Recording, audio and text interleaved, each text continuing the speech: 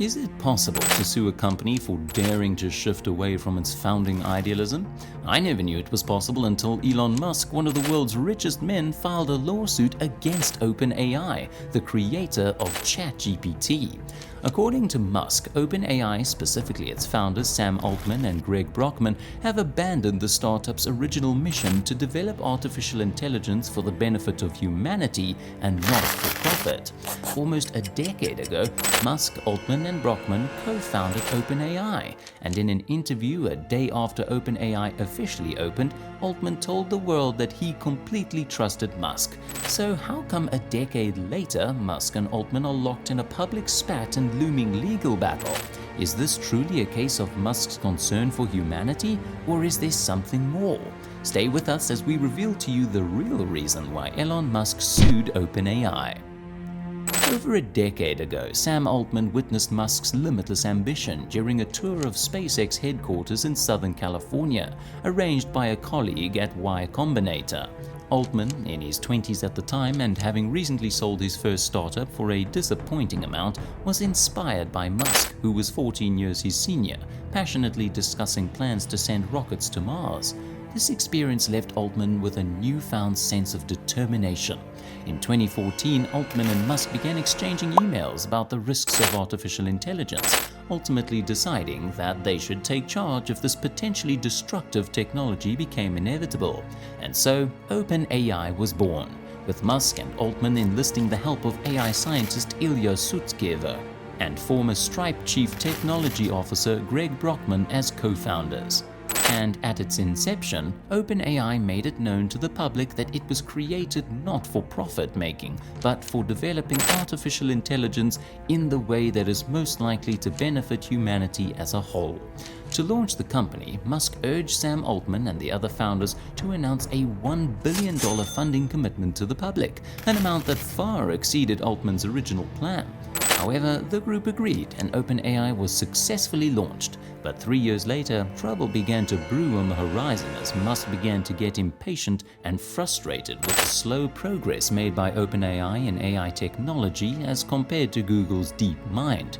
In the end, Musk couldn't take it anymore, and in 2018 he proposed to bring OpenAI under his company Tesla.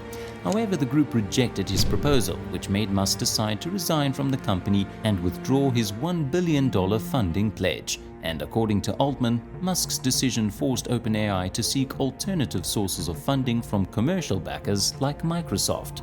You would think that Musk's resignation from the company was the start of the feud between him and Altman, but on the contrary, after Musk left OpenAI, both of them continued to have a relatively good working relationship until the release of ChatGPT in 2023 and the rapid growth of OpenAI. Once ChatGPT was released, Musk and Altman began to criticize each other openly, with Altman once describing Musk as a jerk on journalist Kara Swisher's tech podcast, whose style he would never copy. Musk, for his part, never hesitated to blast at Altman whatever chance he got, and unlike everybody who's been wowed by ChatGPT, Musk has repeatedly criticized the chatbot and even went on to launch his own rival chatbot called Grok, which unfortunately has not received the same popularity as ChatGPT. The clash between the two finally reached its peak when Musk filed a lawsuit against OpenAI in a 35-page document detailing his account of the founding of OpenAI, as well as Musk's views on AI's danger to society. However, at the heart of the lawsuit lies Musk's claim that OpenAI violated an initial agreement to share its technology with the public and help humanity when the company took billions of dollars in investment from Microsoft and turned it into a profit-making company. Musk also claims that OpenAI has made significant strides in creating artificial general intelligence, AGI, referring to GPT-4, which, for Musk, poses perhaps the greatest existential threat we face today.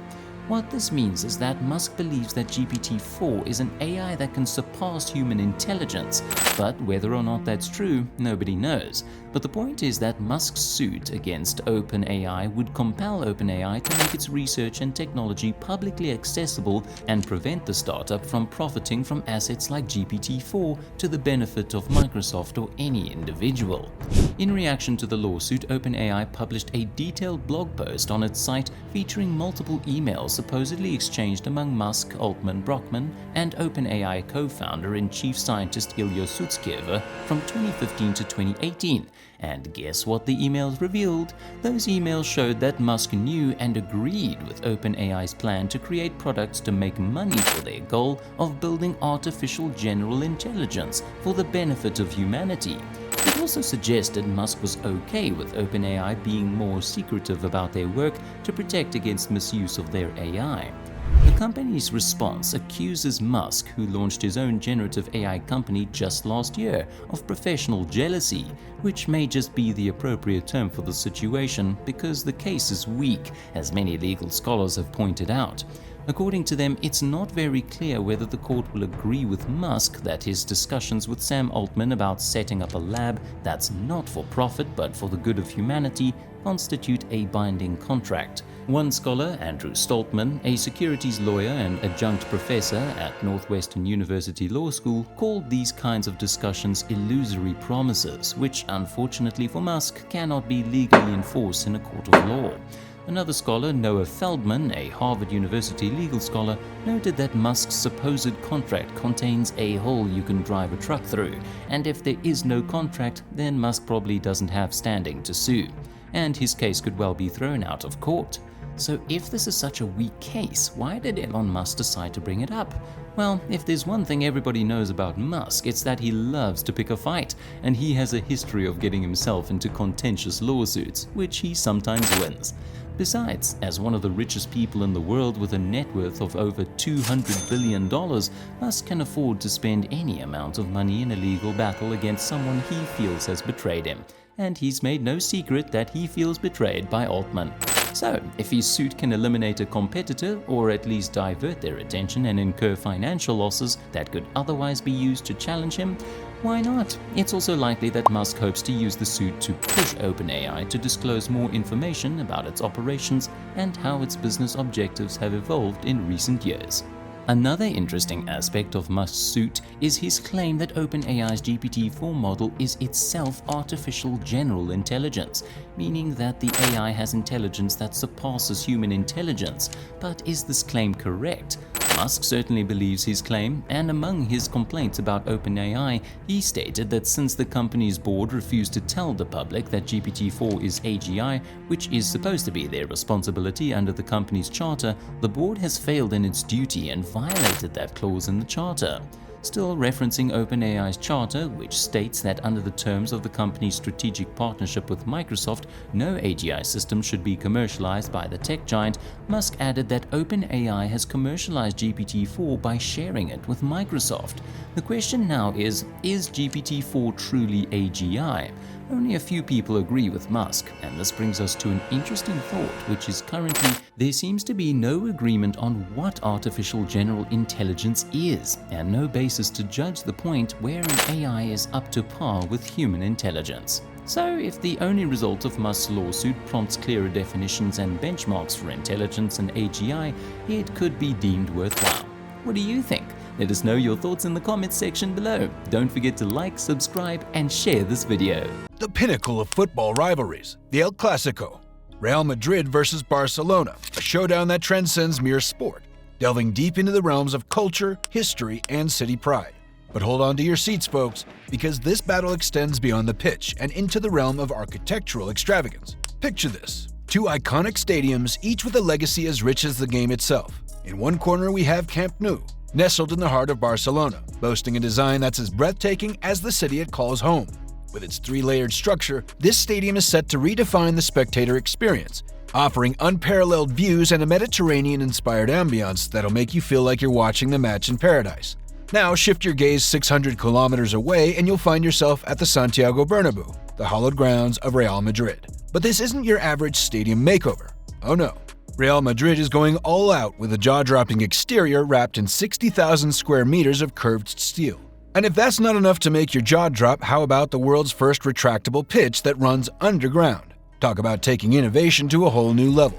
But wait, rewind the clock and let's delve into the history books. Back in the 1940s, Real Madrid set the standard for football stadiums at the Santiago Bernabeu, propelling the club into the stratosphere of success. Barcelona quickly followed suit, giving birth to Camp Nou, or as the Catalans like to call it, the new ground.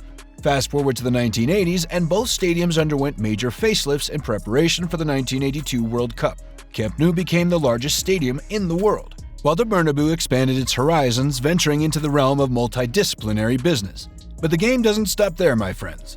Real Madrid is on a mission to future-proof the Bernabeu, transforming it into an architectural marvel that'll stand the test of time. However, it hasn't been smooth sailing. Zoning disputes and financial hurdles have plagued the project, with costs skyrocketing to a mind-boggling $1.5 billion. That's more than 4 times the cost of Inter Miami's new stadium, in case you were wondering. So why the sudden obsession with stadium renovations, you ask? Well, it's simple. It's all about staying ahead of the game, both on and off the pitch. Real Madrid and Barcelona aren't just football clubs, they're global brands, symbols of their respective cities, and ambassadors of the beautiful game. And what better way to assert dominance than with a stadium that's as awe-inspiring as the teams that call it home? Picture this: 2 footballing powerhouses, Real Madrid and Barcelona, locking horns not just on the pitch but in the realm of stadium renovations. It's a showdown of epic proportions, where each club unveils a master plan that could reshape the very landscape of football. Let's kick things off in Barcelona, where Camp Nou is undergoing a metamorphosis of Mediterranean proportions. Think 3 layers of architectural brilliance, maximizing light, expanding walkways, and offering jaw-dropping views over the city. It's a design that screams Barcelona, capturing the essence of this vibrant metropolis. Now, hop on a high-speed train and journey 600 kilometers to Madrid, where the Bernabeu is rewriting the rulebook on stadium design. Brace yourselves for a spectacle of steel with 60,000 square meters of curved brilliance wrapping around the iconic stadium. But wait, there's more.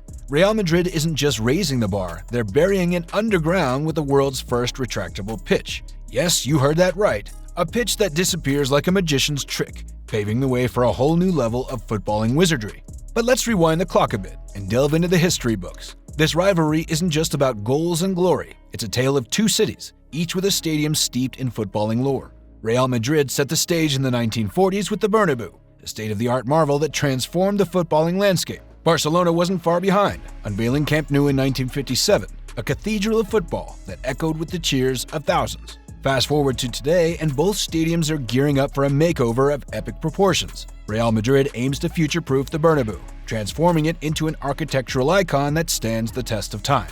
But it hasn't been all smooth sailing, folks. From zoning disputes to ballooning budgets, the road to Stadium Nirvana has been paved with challenges. Meanwhile, over in Barcelona, plans for Camp Nou's facelift have been in the works for what feels like an eternity. Hindered by financial woes and management meltdowns, it's been a roller coaster ride of delays and setbacks. But fear not, football fans. Now, let's talk philosophy, shall we? The Bernabeu's new look isn't just about aesthetics, it's a tribute to the city that birthed it. With a sleek steel facade that dances in the sunlight and a retractable roof that opens up like a flower in bloom, it's a sight to behold. But the real magic lies beneath the surface, where a groundbreaking pitch awaits. Picture this: a pitch that disappears into the abyss, making way for a new era of footballing excellence. Let's take a peek behind the curtain at the Santiago Bernabeu, where innovation meets ingenuity. Real Madrid isn't just upgrading their stadium, they're revolutionizing the fan experience. A pitch that disappears into thin air, making way for a seamless transition between football matches and other events. But that's just the tip of the iceberg. As fans gaze up from the stands, they'll be greeted by a 360-degree scoreboard, bringing the action to life like never before. And let's not forget about the Skywalk, a breathtaking terrace with panoramic views of the pitch and the city beyond. But wait, there's more. Outside the stadium, a new shopping mall, museum, and restaurants are taking shape, transforming the Bernabeu into a hub of entertainment. But with great innovation comes great cost, and Real Madrid's ambitious plans come with a hefty price tag. From a modest budget of $950 million to a staggering $1.5 billion, this is one investment that's sure to raise eyebrows. Yet even with such a colossal budget, Barcelona isn't backing down. So what does Camp Nou have up its sleeve? Enter the next generation of the Camp Nou, where tradition meets modernity in a symphony of architectural brilliance. Unlike the Bernabeu's bold exterior, Camp Nou is stripping away its facade to integrate seamlessly with the vibrant city of Barcelona. With 3 levels offering stunning views and a retractable roof that doubles as a dazzling light show, this is stadium design at its finest. But don't be fooled by its simplicity. Camp Nou's new design is packed with innovative features aimed at enhancing the fan experience. Steeper stands ensure better visibility, while a brand new third stand eases pedestrian congestion and improves accessibility for all. And let's not forget about that translucent roof, casting a mesmerizing glow over the stadium in a rainbow of colors. A closer look at Camp Nou's makeover. While it might not boast a retractable pitch like its Madrid counterpart, don't let that fool you. A brand spanking new pitch has been laid, setting the stage for an electrifying new era of football in Barcelona. But wait, there's more. Camp Nou is just the tip of the iceberg in the grand Espai Barca redevelopment plan. Picture this, a sprawling complex of state-of-the-art facilities aimed at boosting revenue and enticing new sponsorships. From a revamped Paula Blaugrana with 5,000 extra seats to a Barcelona hub housing the club's official store and museum. This is more than just a stadium renovation, it's a transformation of epic proportions. But how did Barcelona pull off such a grand plan, especially in the wake of financial turmoil? Well, it's all thanks to a little something called flexible structure. By spreading out debt payments over 35 years, Barcelona has managed to turn the tide on financial mismanagement and secure a brighter future for the club. And with revenue projections soaring over $200 million annually, it's safe to say the gamble is paying off. But let's not forget about the Bernabeu, where innovation reigns supreme. From its jaw-dropping steel facade to its revolutionary retractable pitch, Real Madrid is pulling out all the stops to stay ahead of the game. And with a projected $217 million in extra revenue each year, it's clear the investment is worth every penny. As part of the Camp Nou renovation, they've taken desperation to a whole new level. Picture this. They've dug up the old pitch, carbonized it, and transformed it into synthetic diamonds. Yes, you heard that right. You can now literally own a piece of footballing history, but it'll set you back up to $16,000. Talk about turning grass into gold. But that's just the tip of the iceberg, my friends. Barcelona is pulling out all the stops with their Espai Barca plan, committing a staggering $1.6 billion to revitalize the club and reclaim their spot at the top of the footballing pyramid. With over $930 million earmarked for Camp Nou alone, over 3 times the original estimate from 2007, this is more than just a renovation. It's a statement of intent, a declaration of Barcelona's unwavering ambition. Construction is well underway, with completion expected by 2025. Get ready to witness a new dawn for FC Barcelona, folks. But the burning question remains, how does Camp Nou stack up against the mighty Bernabeu? In Barcelona, a whole new campus is taking shape, promising a revolution in fan experience. Meanwhile, in Madrid, the Santiago Bernabeu stands as a beacon of stadium design innovation. With its sleek, futuristic exterior and fully retractable, stackable playing pitch, Real Madrid is raising the bar to dizzying heights. Thanks for watching. I hope you enjoyed the video. Please like, subscribe, and share your thoughts in the comments. The goldmine of knowledge about how Africa's wealthiest billionaires rake in their cash, brought to you by none other than Forbes. Buckle up because we're about to unravel the secrets behind the fortunes of Africa's richest moguls. Now, picture this. The fortunes of Africa's elite have been on a roller coaster ride over the past year. But guess what? They're bouncing back, folks. That's right. After a slight dip, these titans of industry are reclaiming their spots at the top of the financial food chain. While they might not have reached their all-time highs from 2022 just yet, they're certainly inching their way back up. So who are these money magicians? Well, let me break it down for you. According to the latest Forbes list, the top 20 billionaires in Africa are sitting pretty on a combined wealth of $82.4 billion. Hold on to your hats, because that's a cool $900 million more than last year. But here's the kicker. A big chunk of that increase can be chalked up to the return of a familiar face, Nigeria's own Femi Otedola, making a grand comeback after disappearing from the scene since 2017. Now, let's take a peek at the leaderboard, shall we? South Africa takes the lead with a whopping 6 spots on the list, followed closely by Egypt with 5 and Nigeria with 4. But hey, let's not forget about the underdogs. Algeria, Tanzania, and Zimbabwe each boast a billionaire of their own, while Morocco proudly claims 2 seats at the table. It's a true melting pot of wealth, folks. So, who's strutting their stuff at the top of the billionaire pyramid in 2024? Coming in at number 5, we've got none other than Mike Adenuga. Hailing from Nigeria, Adenuga is a force to be reckoned with as the country's second richest man. But wait, there's more. He's not just second best, he's double dipping in the billionaire pool. Now that's what I call a double whammy of success. Mike Adenuga, a powerhouse in both telecommunications and oil production, this Nigerian mogul has been making waves with his mobile phone network Globacom, which boasts a staggering 60 million subscribers. Talk about reaching the masses. Adenuga's empire extends even further with the construction of Glo 1, a colossal 6,100-meter submarine internet cable stretching all the way to the UK via Ghana and Portugal. Oh, and let's not forget about his oil exploration outfit, Con Oil Producing, which is blazing trails with operations across 6 oil blocks in the Nairo Delta. With Adenuga at the helm, it's no wonder his wealth continues to soar to new heights. Next on our list is Nassef Nasser Suisse, a titan of investment and a proud member of Egypt's wealthiest family. With a jaw-dropping net worth of $8.7 billion, Suisse is no stranger to the big leagues. In December 2020, he made headlines with his savvy investment moves, snagging a 5% stake in the New York-listed firm Madison Square Garden Sports, the proud owners of the NBA Knicks and the NHL Rangers. But wait, there's more. Suisse isn't content with just one ace up his sleeve. He also holds a nearly 6% stake in the German sportswear giant Adidas. Let's not forget about OCI, his brainchild and one of the world's largest nitrogen fertilizer producers, with operations spanning across Texas and Iowa. With Suisse calling the shots, it's clear that his financial empire knows no bounds. Now let's turn our attention to Nicky Oppenheimer and the illustrious Oppenheimer family, a name synonymous with the glittering world of diamonds. As the heir to the De Beers diamond fortune, Nicky Oppenheimer continued his family's legacy with gusto. For 85 years, the Oppenheimers held sway over the diamond trade, but it was Nicky who truly cemented their place in history. In a bold move in 2001, he took the reins and steered De Beers into private territory, securing its status as a powerhouse in the industry. But the saga doesn't end there.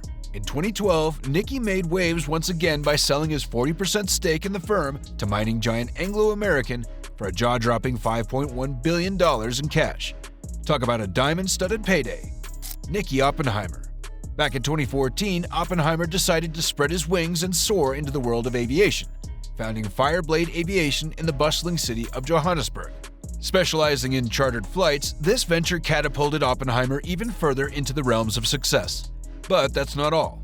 When it comes to land ownership, Oppenheimer isn't just playing small. He's got a whopping 720 square miles of conservation land under his belt, spanning across South Africa, Botswana, Zimbabwe, and beyond.